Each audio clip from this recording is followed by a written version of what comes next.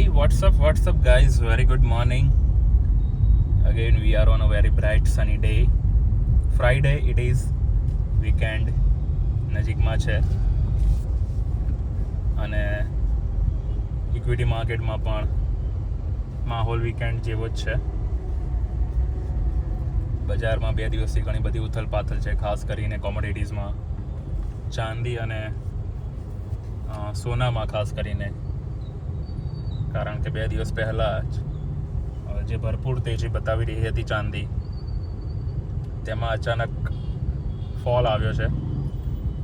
મોટાભાગના ETF 20% લઈને 18-15% સુધી પડ્યા હતા. જો કે રિકવરી થઈ છે મોટાભાગના ETFમાં પાછી આજે.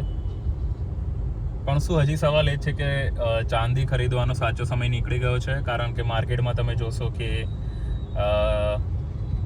જે લોકો સ્ટોકમાં ઇન્વેસ્ટ નથી કરી રહ્યા, કે એટલે ETFમાં ઇન્વેસ્ટ નથી કરી રહ્યા, એ લોકો આ જ્વેલર્સને ત્યાં પણ ગોલ્ડ અને સિલ્વરમાં ખરીદી કરવા માંગી રહ્યા છે. પણ સ્ટોક્સ નથી, મોટાભાગના જ્વેલર્સ ખરીદી પણ નથી રહ્યા. જો તમારે કોઈ જૂનું ચાંદી વેચવું હોય અને નાના જ્વેલર્સ કે તમે જે લોકલ જ્વેલર્સ પાસે જાઓ તો કદાચ તેમની પાસે ચાંદી પણ નથી. ઇવન રિસેન્ટલી ન્યૂઝપેપરમાં એડ્સ હતી કે જે પણ મોટા જ્વેલર્સ ભાઈ છે તેઓ પણ એક ફિક્સ રેટ પર ચાંદી આપી રહ્યા છે, પણ તેની ડિલિવરી તમને 2 મહિના પછી મળશે, લગભગ 60 દિવસ પછી મળશે. તો તેવી પણ એડ્સ છે.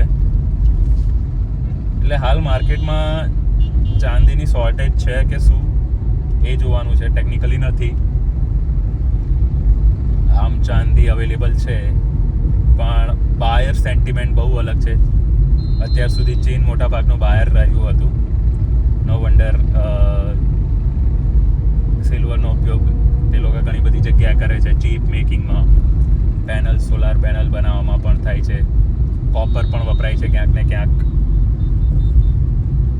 અને માર્કેટમાં એક એવું સેન્ટિમેન્ટ છે કે ભાઈ હજી ચાંદી વધશે. જે લગભગ 1.80-1.90 રેલી શરૂ થઈ હતી, તે 3.45 ને ટચ કરીને આવી છે. ઘણા લોકો એવું પણ કહે છે કે 5 સુધી ટચ કરશે. ઘણા લોકો એવું પણ કહે છે કે હવે કરેક્શન આવશે, જે સખત કરેક્શન આવશે 2011માં જેવું થયું હતું. અને 2011 પછી કદાચ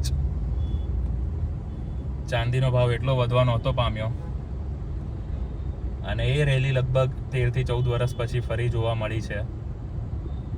ત્યારે જોવાનું એ છે કે આ રેલી ટકશે કે કેમ.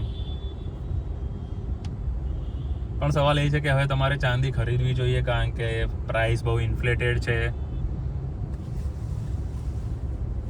એટલે જો કે I'm not any financial advisor, but પૂરતું રિસર્ચ તમારે હજી કરવું જોઈએ, માર્કેટના સેન્ટિમેન્ટ્સ જોવા જોઈએ.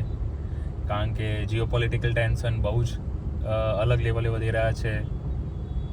એક ન્યૂ વર્લ્ડ ઓર્ડર કદાચ જોવા મળી શકે. અત્યાર સુધી જે યુરોપ અને યુએસની યુતિ હતી, એક વન વેસ્ટ વર્લ્ડ હતું, તે હવે લગભગ નથી રહેવાનું. યુરોપ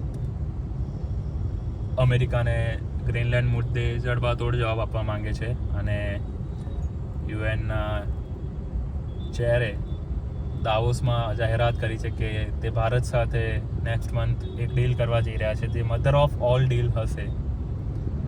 અને કદાચ ક્યારેય લોકો એવી કોઈ ડીલ જોઈ નહીં હોય.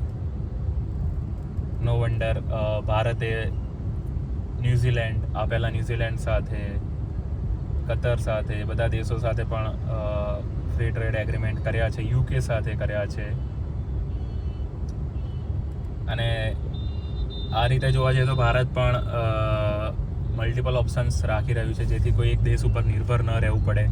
અને અચાનક, કારણ કે હવે US પ્રેસિડેન્ટનું કંઈ કહેવાય એમ નથી, અચાનક તેઓ પલટી મારી દે અને આખા વિશ્વની ઇકોનોમી રાતોરાત બદલી નાખે તેવી સિચ્યુએશન જોઈ રહ્યા છે આપણે. યુરોપિયન માર્કેટ જો કે હાલ બહુ વોલેટાઇલ નથી, થોડા સ્થિર ચાલી રહ્યા છે. ઇન્ડિયન માર્કેટમાં થોડી વોલેટાલિટી છે, જો કે ખાસ કરીને રિઝલ્ટ્સને લીધે પણ છે. અને યુએસ માર્કેટ તો સારી તેજી દર્શાવી રહ્યા છે, એમને પ્રેસિડેન્ટ પર ભરોસો છે. પણ યુના હાથમાં પણ એમની એક ચાવી છે, યુએસ બોન્ડ્સ. જે રીતે ગયા વર્ષે ચાઇનાએ ધમકી આપી હતી કે અમે યુએસ બોન્ડ સેલ કરવાનું ચાલુ કરીશું, અને પછી તાત્કાલિક ટ્રમ્પે નિવેદન આપવું પડ્યું હતું કે હમણાં કોઈ વેચવાલ થવાની છે નહીં. અને અત્યાર સુધીમાં સૌથી વધારે બોન્ડ બાઇંગ લગભગ યુરોપે કર્યું છે. એક ડેટા અનુસાર 12 બિલિયન USD વધારે લગભગ બોન્ડ એમની પાસે છે. અને જો અચાનક પેનિક સેલ થવા લાગે, ઓબ્વિયસલી યુએસ માર્કેટ હાલ ડેટ પર ચાલી રહ્યું છે. ભલે બધા એક્સચેન્જીસ ગ્રીન હોય, પણ સખત ડેટ છે યુએસને માથે. અને જો પેનિક સેલ થાય બોન્ડનું, તો યુએસ માર્કેટ રાતોરાત કોલેપ્સ થઈ શકે છે. અને કોઈ પણ પ્રેસિડેન્ટ એવું નહીં થવા દે. અને ચાંદીની, કોપરની વોલેટાલિટી પણ આ બધા માર્કેટ સાથે સંકળાયેલી છે. તો તમારે ખાસ જોવું કે જો તમે લોંગ ટર્મ માટે પ્લાન કરી રહ્યા હો કદાચ, તો પહેલાં જુઓ, ચકાસો. કારણ કે એવું ના થાય 4 दिन की ચાંદનીની જેમ 4 दिन की ચાંદી, फिर वही सोना.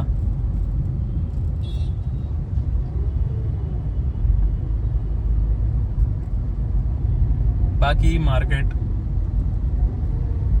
હાલ તો રેઝિસ્ટન્સ છે, મજબૂતી દર્શાવે છે. જોવાનું છે ક્યાં સુધી દર્શાવે છે. we'll wait for other deals, we'll wait for other agreements. ત્યાં સુધી કીપ જોઈનિંગ, લાઈક, સબસ્ક્રાઈબ કરતા રહેજો, મિત્રોને શેર કરતા રહેજો, અને વધુને વધુ એક્સપ્લોર કરતા રહેજો. ફીડબેક પણ આપતા રહેજો કોમેન્ટમાં. Have a good day. Bye-bye.